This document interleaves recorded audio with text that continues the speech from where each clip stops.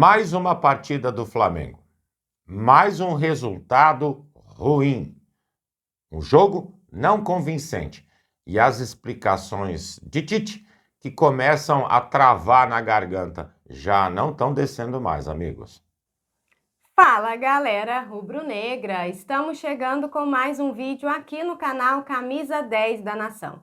O seu, o meu, o nosso canal de notícias e informações do Flamengo, esse Flamengo que a gente tanto ama. Mas antes de começarmos com as notícias, gostaríamos de pedir a você que acompanha o nosso canal e ainda não é inscrito, para se inscrever aqui embaixo no botão inscreva-se, ativar o sininho da notificação, porque assim, sempre que postarmos um vídeo novo, você será notificado e, claro, deixar também o seu like e o seu comentário, porque isso ajuda demais o nosso trabalho e é muito importante para nós. E como sempre falamos, amigos, é rapidinho. Papo. E deu. Assim é. Bom, bora começar então com as notícias.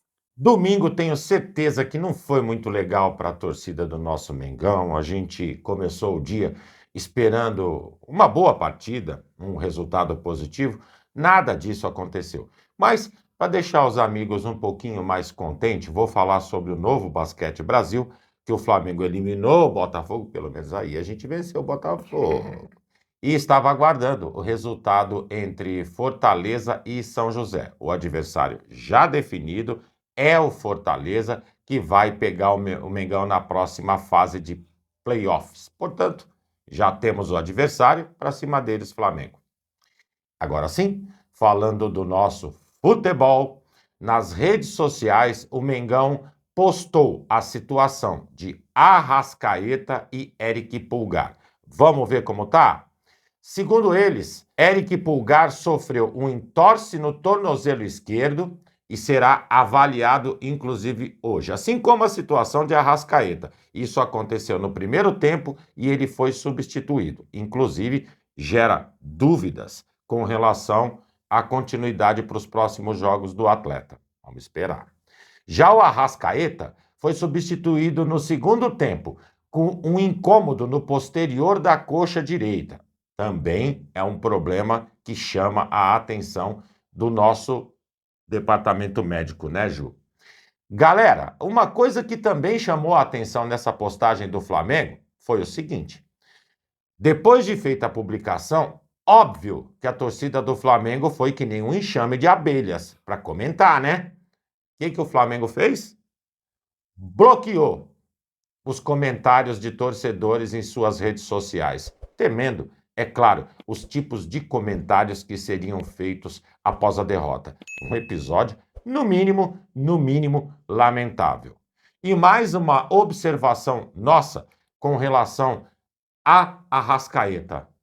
Ontem, apesar de ter saído contundido, até então, mais uma vez, foi uma partida que a gente não viu o camisa 14 produzir nada dentro de campo. O que acontece com o uruguaio? Assustador isso, né? A gente vem tolerando por amar o futebol desse jogador. Mas chega um momento que a gente precisa de ver realmente o futebol dentro de campo. E a gente não está vendo. Bom, amigos, e após a partida, na coletiva pós-jogo, o Tite apontou o principal erro da equipe que resultou nesse placar negativo. Segundo o Tite, o Flamengo conseguiu ir bem no início da criação das jogadas, mas disse que o time pecou na finalização de média distância e também nos passes em profundidade para Bruno Henrique. E isso ficou claro ontem, né? O Bruno Henrique não se destacou na partida, os jogadores tentavam, né, uma jogada com o Bruno Henrique, mas não tinha sucesso nenhum. Pode colocar Lewandowski no ataque do Flamengo. Se a bola não chegar, nenhum centroavante faz gol em lugar nenhum. Isso é um fato. Ponto. Bom, e ao ser questionado se pouparia jogadores na Copa do Brasil, o Tite falou sobre avaliar atleta por atleta. Já e começo isso é a temer. feito dia a dia, segundo o técnico. E ele completou dizendo o seguinte: quando eu falo em calendário, não falo em número de jogos, mas em tempo entre esses pequenos ciclos. Se distribuir em 72 horas, é legal. Se não, estoura o Pedro, um ligamento e tem que ficar meses fora. Se estoura a coxa do Arrascaeta e ele vai ficar 30 dias fora. Tem que tentar gerir isso para não estourar o atleta. Senão, eu colocaria todo mundo em todos os jogos. É isso. Falar o quê? Bom, e em relação ao horário da partida, o Tite disse que o Botafogo mereceu sim ter ganho a partida, porque eles tiveram os seus méritos. Vontade, eles sim, tiveram vontade. Sim, mas ele afirmou, amigos, que um jogo às 11 horas da manhã no Rio de Janeiro não pode acontecer. Isso prejudica não só o Flamengo, mas também os atletas do Botafogo. E nisso eu concordo com o Tite. A gente sabe que o calor no Rio é muito grande. E sim, jogos às 11 horas da manhã em determinados estados, na minha opinião, ele deveria sim ser proibido e parar de vez. Mas eu acredito que esse tipo de situação, assim como jogos na altitude, só parariam se Deus me livre, um jogador tiver um treco dentro do campo e uma tragédia vir a acontecer. Verdade. A gente sabe que esse horário de 11 horas no domingo é para acompanhar os campeonatos europeus que são vendidos para o mundo. Então, a CBF vai nessa jogada para poder também tirar o lucrinho. Sacanagem pura, de verdade. Antes de começar o jogo, por onde nós estávamos acompanhando, o narrador falou o seguinte: se colocar um ovo no microfone, frita. Galera, é sacanagem. Aí vem uma outra situação que, na minha opinião, ainda fica mais complicada. Nesse horário de 11 horas de 2017 para cá, o Flamengo fez 11 jogos, enquanto, por exemplo, o Palmeiras fez 3. Por que da diferença? Porque quando bate a tabelinha dos jogos que o Palmeiras tem que fazer, os caras lá analisam, opa, esse jogo aqui é conflitante, a gente tem que viajar. CBF, muda a data do jogo. E assim vai acontecendo no decorrer do ano, nos jogos que eles têm. Dentro do Flamengo, a gente só baixa a cabeça. Antigamente, tinha uma pessoa responsável por brigar pelos direitos do Flamengo. Hoje, as pessoas que estão lá, elas brigam, mas não pelo que acontece dentro do campo, e sim pela parte burocrática que tantas e tantas e tantas vezes não nos interessa. Nós somos torcedores, nós queremos ver o nosso Flamengo. A gente muitas vezes não quer saber o que eles, fora do campo de futebol, estão fazendo. É importante? Claro que é. Claro que é. Mas a gente quer ver o Flamengo bem. E não é o que a gente anda vendo ultimamente. Tem que brigar pelos interesses do clube em todas as frentes, não só na questão burocrática. E mais uma vez, um e outros clubes saem à frente por se preocupar um pouquinho mais com o futebol, né? Continuando com as notícias, o segundo gol do Botafogo, ele gerou muita polêmica para o lado do Flamengo. Por quê? O Fabrício Bruno foi derrubado na continuidade da jogada que acabou originando o gol decisivo da partida, porque dali para frente o Flamengo já não conseguiu. Aliás, não conseguiu fazer nada o jogo inteiro. Já não conseguia antes, depois do segundo gol. Dali para frente só piorou, né, Ju? Só piorou. Vamos ser sinceros. Bruno Henrique disse que o Klaus usou a seguinte argumentação para descrever a validação do gol. No ano passado, que inclusive foi ele que apitou o jogo, na falta do Tietê, que tinha gerado polêmica, o gol para o lado do Flamengo foi dado.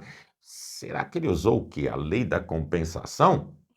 Porque quando a gente está utilizando esse tipo de argumentação, BH ainda retrucou dizendo, mas do que me interessa o que aconteceu em 2023 se a gente está em 2024 e o campeonato já é outro? Então, para a gente poder compreender o que aconteceu ou o que poderia ainda ter acontecido de pior, toda a imposição de Textor, inclusive com relação à arbitragem do jogo, deixou a sensação de que funcionou. Afinal de contas, o Botafogo, na nossa visão, nesse segundo gol em específico, foi beneficiado. Tinha sim falta em cima do Fabrício. Não sei se você concorda com isso. Sim, concordo. Concorda, né? Um outro detalhe também que chamou a atenção na fala do BH foi o seguinte: estava 1-0, gol irregular. Então, se o Botafogo falar de lá, o Flamengo tem que começar a falar também. Não pode ser desse jeito. Galera, o que a gente fala há tanto tempo aqui? Que a diretoria também tem boca, tem que brigar pelos direitos do Flamengo. Aí muito torcedor rival vai chegar e vai falar: pô, os caras estão chorando. Não, não é choro, é igualdade. É que a nossa diretoria trabalhe pelo bem do Flamengo.